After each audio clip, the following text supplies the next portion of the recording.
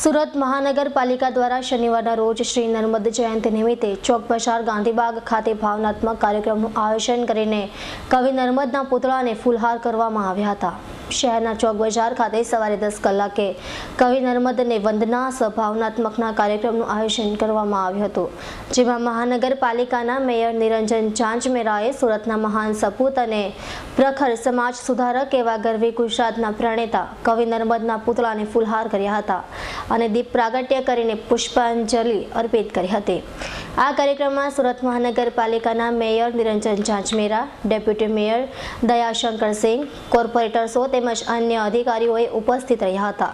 તો આ તરફ શહેર નગરજનો અને મોટા ભાગની સરકારી સ્કૂલના બાળકોએ પણ હાજરી આપી હતી।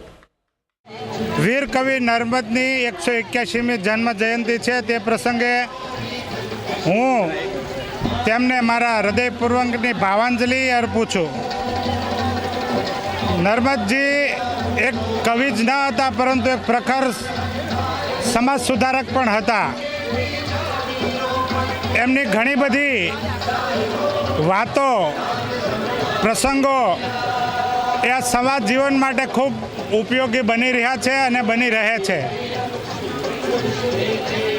આજરોજ સુરત મહાનગરપાલિકા દ્વારા એક એવી જાહેરાત કરવામાં આવી છે કે જે યુનિવર્સિટી સાથે વીર કવિ નર્મદનું નામ જોડાયું છે। તે વીર કવિ નર્મદ દક્ષિણ ગુજરાત યુનિવર્સિટીમાં નર્મદજીના મકાન જેવી જ પ્રતિકૃતિનું મકાન બનાવીને ત્યાં તેમના તમામ સ્મરણોનો સંગ્રહ થાય અને અભ્યાસ કરતા તમામ વિદ્યાર્થીઓ અને બીજા પ્રાંતોમાંથી અને વિદેશથી આવતા પણ વિદ્યાર્થીઓ આ નર્મદજીના જીવન ઝરમર વિશે જાણે, એમને સમજે તેવી તમામ ઉપયોગી સંગ્રહ ત્યાં કરવામાં આવશે અને એમના અવશેષો, એમની હસ્તપ્રતો અને બીજું જે કંઈ સ્મૃતિઓ એમની સાથે જોડાયેલી છે તે તમામનો ત્યાં સંગ્રહ કરવામાં આવશે।